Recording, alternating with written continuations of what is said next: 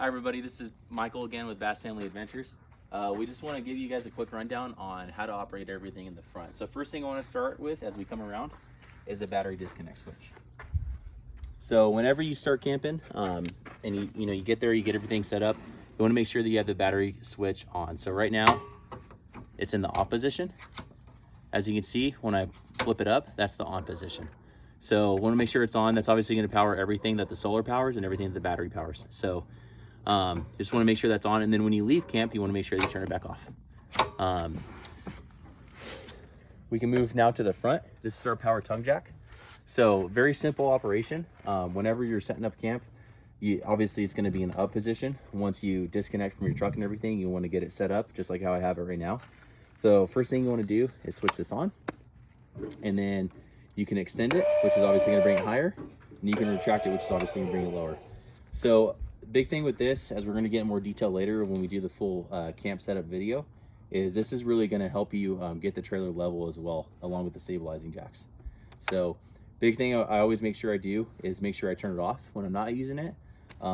If you have kids like ours, they can tend to come up here and start pressing buttons, and that can lead to a blown fuse. So you want to make sure you just turn it off, make sure your kids aren't touching it too much.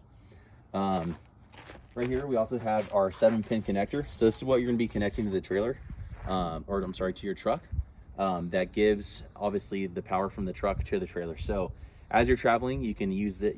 When this is plugged in, it's going to be powering your refrigerator, obviously all of your exterior lights, your brake lights on the trailer, your trailer brake, and things like that. So again, we're going to go in more detail of hooking those things up later, and then we're going to go to our propane. So as we come around here, we're going to look at our propane. So these two little twist knobs on top, you just untwist these, and this is going to give you access to turn on the propane. So you can just turn it on from here if you'd like, just like this. And then in order to actually see the propane level, you can also take these off. So top part off, open this off. And then as we come around, we can see the level on here. So right now they're full, they're on green. And then whenever you're going to go fill propane, you would just turn it off, just like so. And then simply disconnect from here.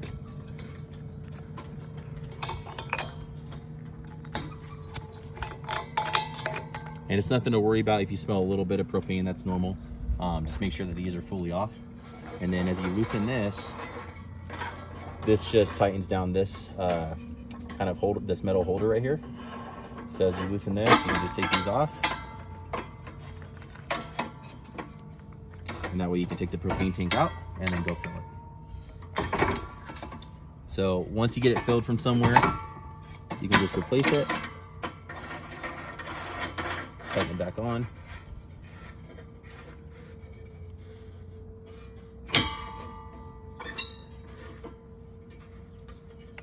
And then obviously you just want to connect your propane tanks back.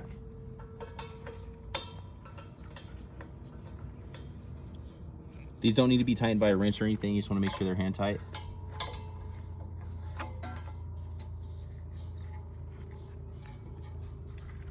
Then we just put the cover back on. And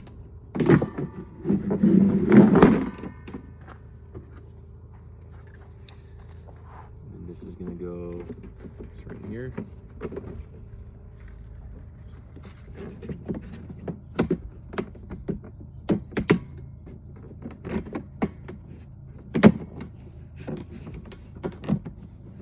You just tighten these back down and you're good to go.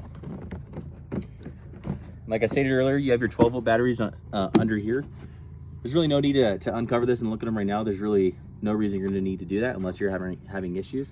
But really, if you're having issues, it's most likely going to be an inline fuse, which I'm going to go in more detail with later. Also in the front here, we have our docking lights. So with the battery, with the master battery switch on, you can turn on your docking lights with this switch. This is hugely important at nighttime if you ever have to stop, disconnect, or connect the trailer to your truck or whatever vehicle you have. This just helps with that a lot. So yeah, that's pretty much it for just the front of the trailer and controls there. We're gonna be doing more detailed videos on everything else later.